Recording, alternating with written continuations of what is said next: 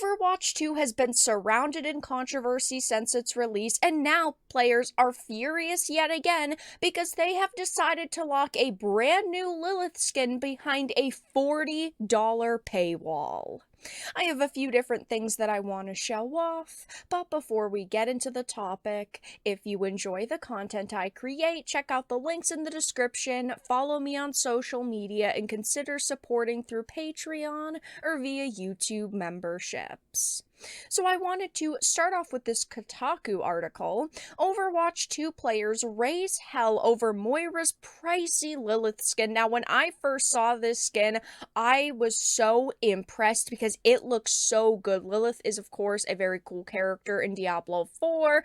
Carrying over her skin into another game like Overwatch is awesome. I've played this character. I don't really play Overwatch 2 all that much, but I would have maybe bought this skin if it was actually a fair price, but unfortunately, as soon as I and many other people saw the price tag required to obtain this skin, we all freaked out, right? Because there are a lot of games out there that are free to play that have microtransactions and have skins. It's inevitable at this point because companies need to make money in some way, and skins is usually a fair way to do that because while I can play the game for free, I can also get these very nice cosmetic additions, and usually they're like $10, and $10 is a fair price for a skin. Some games, like Apex Legends, can bump that up to $20, and you're really teetering on the edge of, is this acceptable? 9 times out of 10, I personally do not purchase skins at $20 in games, but they have decided to go above and beyond with this skin because not only is it a very cool skin that players would have purchased, they have now pushed many potential consumers away because it is locked behind a $40 paywall. It says Overwatch 2's Halloween-infused 7th season Rise of Darkness went live, bringing with it a swath of creepy new skins for its heroes, including a hotly anticipated skin based on Lilith for Moira. Unfortunately, players who eagerly dived into the season for a chance to acquire this devilishly good skin now feel like its existence is a price gouging trick rather than a treat thanks to its hefty cost and paywalled availability. You see, Lilith Moira can only be unlocked by purchasing the game's Ultimate Battle Pass Season 7 bundle, which costs a whopping $40, which is just so ridiculous. You cannot purchase this skin for $10 or $15. No, you have to buy the battle pass. So you're basically spending $40 on this skin. And yes, you do get other items because it is a battle pass, right? But even that is a high cost because battle passes in games usually cost $10 to at most $20, and then you're spending, yes, $20 on a skin. So if you look at it that way, it equals out to, yeah, I guess I'm spending $20 on the skin, but you are forced to buy the battle pass. I'm someone who plays a lot of free-to-play titles like this, and I don't buy battle passes unless I really feel like this is going to be my main game for a few months. I can get a lot of use out of the battle pass. But in this case, you're forced to buy the battle pass. It says last season's premium battle pass also cost $40, but at least one came with 3 new story missions. Of course, this was a massive controversy in the community, the fact that they only put out 3 story missions and they cost roughly, I think it was like $15 to $20 to buy all of them. But then again, you did get them in the battle pass as well if you decided to purchase the battle pass. But that was unacceptable because they really thought that putting out 3 measly story missions was going to be enough to satisfy the player base. These story missions were supposed to be like the saving grace for Overwatch 2. It's why people waited years for Overwatch 2. It's why people wanted to play this game in the first place. It was supposed to be focused around PvE, and unfortunately, that's just not the experience that we got.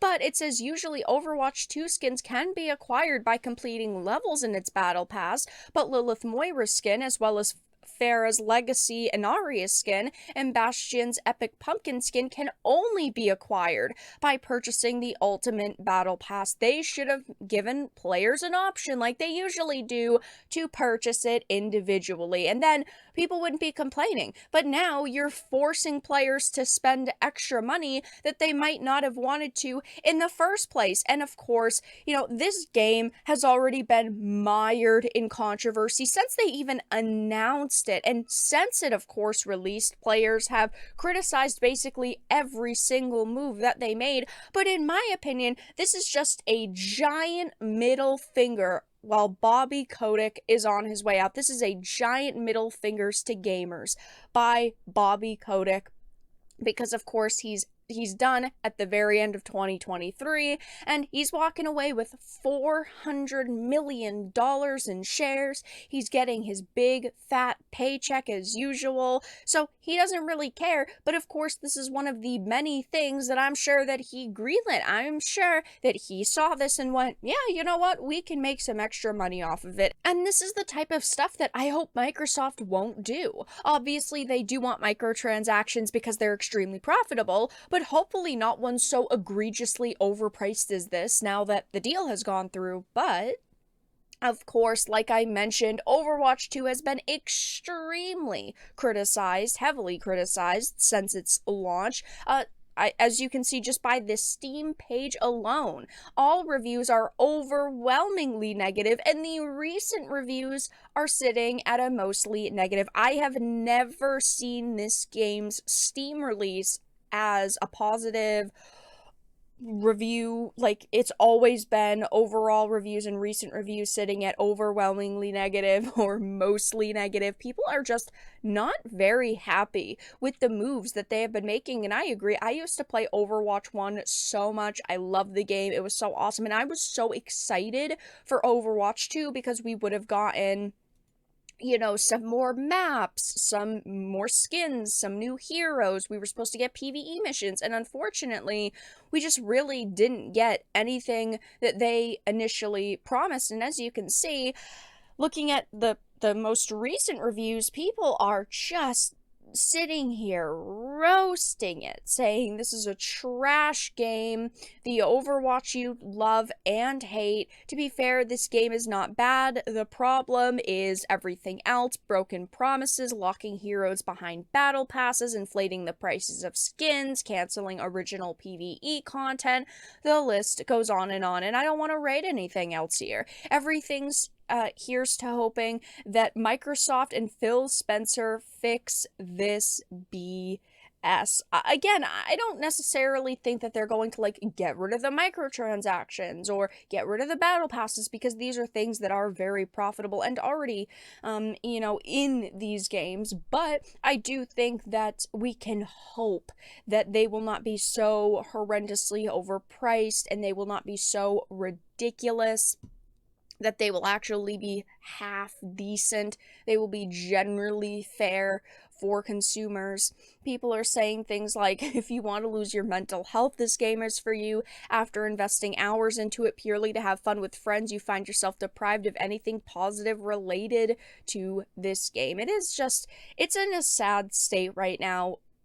And unfortunately, I don't see a way that they can easily make this better, that they can, resolve all of the negativity surrounding this game. They would have to put out a ton of PvE content, which they've said that they don't plan to do. They'd have to quit with locking skins behind battle passes and premium edition battle passes at that, which I don't think that they're going to do. And they would really have to start listening to what gamers want, and they just unfortunately haven't really been doing that over the past few years. But yes, this is the latest controversy with Overwatch 2. A brand new, very pretty Moira skin is locked behind an extremely high price tag. But that's all that I really had to discuss in this video. Let everyone know your thoughts in the comment section down below. If you enjoyed this, make sure to give it a like, share it, and subscribe to the channel. And of course, if you didn't, make sure to give it a dislike. I appreciate your support either way, but I will talk to you all again in the next video really soon.